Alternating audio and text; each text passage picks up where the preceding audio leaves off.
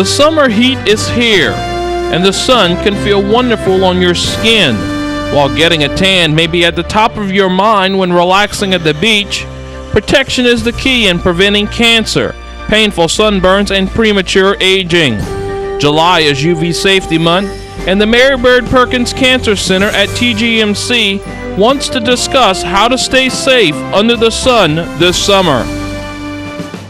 And welcome to Your Health with Terrebonne General Medical Center. And joining us now, Dr. Doria with the Mary Bird Perkins Cancer Center at TGMC. And Dr. Doria, welcome to Your Health with TGMC. Thank you. And we're talking about UV month, if you will, but explain to everyone what UV rays are. UV are the harmful type of rays from the sun. There are two types of ultraviolet rays, the A and the B. The UVA are the ones that cause immune suppression. The UVB are the ones that cause the sunburn. Okay. So you have to, differentiate a little bit in between the two, but both are the ones responsible for skin cancer. So when you're talking about protection, you have to be protected against both if you want to prevent skin cancer. Okay, so how do we stay safe from these UV rays? Well, the most important thing is avoid them if you can, as much as you can. The important thing to keep in mind is that they're at the most powerful effect from 10 to 2 in the afternoon, 10 in the morning to 2 in the afternoon, and you have to limit the time that you're exposed to it. If you have to work outside or you're going fishing and you're going to be exposed for a long time, just make sure you protect yourself. Wear a long sleeve, a Mexican hat, and things like that. Just protect your skin. And if you're going to be exposed and not protected, make sure you have the right sunscreen. Okay, you mentioned sunscreen. What type of sunscreen should one pick? They're an evolving area from the FDA, and we're going to talk about that a little bit later. But you should pick a broad spectrum sunscreen, the ones that will protect you from ultraviolet A and ultraviolet B sun rays. And they should be water resistant or sweat resistant if you're going to be swimming or you're going to be sweating a lot. And it should be of high SPF, much better if it's 30 or greater, and you have to reapply it every 2 hours. Okay, every 2 hours, and is that regardless of the SPF number? Exactly. The common misconception is that if you use a higher SPF, like 50, you're going to be protected for 8 hours, and that is not correct. Okay. No matter what SPF you use, the duration is 2 hours, and you have to reapply it every 2 hours to have good protection. Okay. Let's talk a little bit about the new federal, the FDA regulations about sunscreen and SPF. That's important because it's revolutionary. We were a little bit confused about SPF, what's 50, what's 30, and they're coming now with better labeling. What they're doing is they're saying all the sunscreens have to be broad spectrum, and broad spectrum means they're protected against ultraviolet A and B, which are the two harmful sun rays. And they also taking off the labeling of waterproof, sweat-proof, and they're if they are resistant to water, they're calling it water resistant. Okay.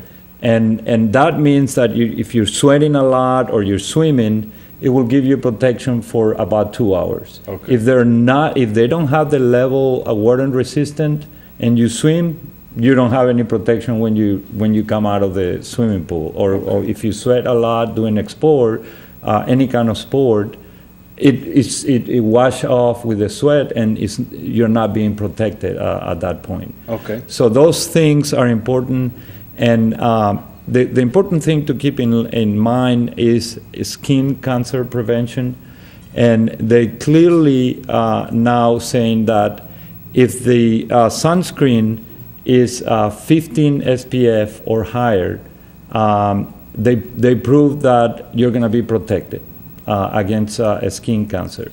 But if it's lower, like 4 to 14, you're not going to have protection from skin cancer. You may have protection from sunburn, but not from skin cancer. Oh, wow. That's interesting. Let's take a short break. When we come back, we'll elaborate more on skin cancer. Joining us, Dr. Doria with the Mary Bird Perkins Cancer Center at TGMC. We'll take a short break. When we return, we'll continue with To Your Health with Terrebonne General Medical Center.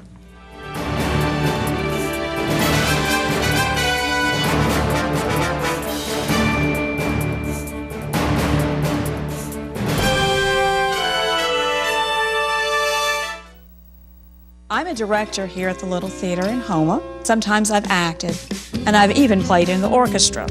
My name is Karen Schilling, and I was treated for breast cancer at Mary Bird Perkins at TGMC. Quality medical care and compassion should go hand in hand, and I definitely got that at Mary Bird Perkins Cancer Center. My doctors were incredible, and the technology is state-of-the-art. I believe that everyone at Mary Bird Perkins at TGMC deserves a standing ovation.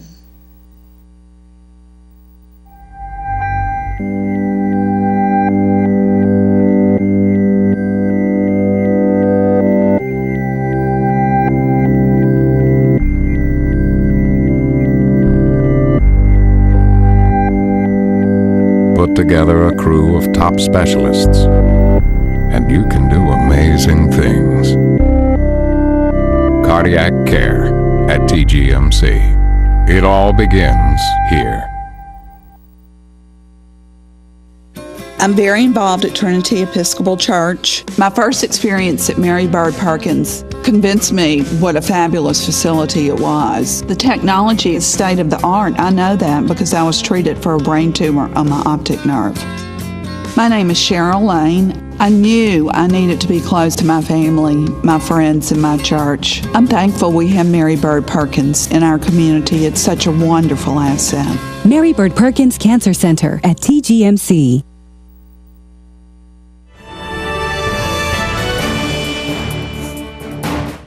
All right, welcome back to Your Health with TGMC. Joining us, Dr. Doria with the Mary Bird Perkins Cancer Center at Terrebonne General Medical Center. And we were talking about skin cancer and sunscreen and FDA regulations. Before we get into what skin cancer is, Doc, the American Academy of Dermatology has come out with some seals. If you can talk a little bit about that for us. Sure. The American Academy of Dermatology created a foundation they call the Skin Cancer Foundation, and that's a committee of experts that came up with this seal that is going to be in all the products that are approved by this foundation. You're going to have products that they're going to have the daily use. That's for the routinary exposure of sun exposure when you go out in the street and you're exposed for a short period of time. They're cosmetic, they're going to have this seal, and there are going to be sunscreen that are going to have this seal. Okay. And the active seal is going to be for the more prolonged exposure, like when you go to a sporting event or go fishing, things like that. These are going to be in all the products that are approved by the Academy. It's separate from the FDA. Okay. This Academy has a group of scientists that actually prove that if the product says that is SPF 30, they scientifically prove that it has all the chemicals and it's really an SPF 30. Okay. And if it's if the FDA claim or label it water resistant, they prove that it's in fact water resistant. So that's the benefit of having the seal. So when you go and buy a bottle of sunscreen, you won't look for that. You want to look for that. The FDA already start applying these changes in most of the product, but there are small companies that actually are given about a year to start changing. So you're not going to see that right away. You're going to see it in the biggest, most important pharmaceuticals like Avon or that kind of product. But in the smallest companies, they probably take more time to start changing it. But eventually, in a year, all the products are going to have a common approval. Let's talk about skin cancer, because it's UV ultraviolet ray safety month. What actually is skin cancer? Skin cancer is the uncontrolled growth of skin cells. Like when we cut ourselves, we have a scar. It's at the beginning, you can have a little bit raised, scarred, but eventually it will level off. The skin cells, they can control their growth. They know that when it gets to a certain point, they have to stop growing. That control is not there for skin cancer. There are abnormal cells that grow with no control. And one of the reasons is genetic mutations due to exposure to ultraviolet rays. Okay, so are there any other causes for skin cancer? There are other causes. The most important one, 90% of the non-melanomatous skin cancers are primarily due to sun exposure. And about 65% of the melanomatous skin cancer are due to exposure to sun. But there are other risk factors like tanning, that's ultraviolet exposure that is not sun rays, chemicals like arsenic, and genetic conditions that, they're rare, but they're causes of skin cancer. All right, and are there any symptoms that we can be on the lookout for skin cancer? Any lesion in the skin could be skin cancer, but there are primarily two main types of skin cancer, and one is the basal cell skin cancer, which is a waxy type of pearly lesion that you can actually develop anywhere in skin exposed areas. So they're less frequent in the trunk, but more frequent in the face, in the palms, in areas that are exposed frequently to the sun. And the squamous cells are more firm lesions. They're also in all the skin exposed to sun areas. And the most feared one, but less frequent, is melanoma. Melanoma, we all seen pictures of a mole-type hyperpigmented lesion with irregular borders. Sometimes can scale and can bleed. They have different colors. Sometimes could be looking blue-looking center. And those are, if you see any of those lesions, have to see that dermatologist right away. All right. We had on the screen some factors that increase the risk of skin cancer. If you can go over those for us. Sure. It's well known that fair skin people from north moving to tropical areas, they have increased risk of skin cancer. Sunburns, especially early in age, anywhere between, a teenager time, which is the most frequent time where we tend to get sunburns.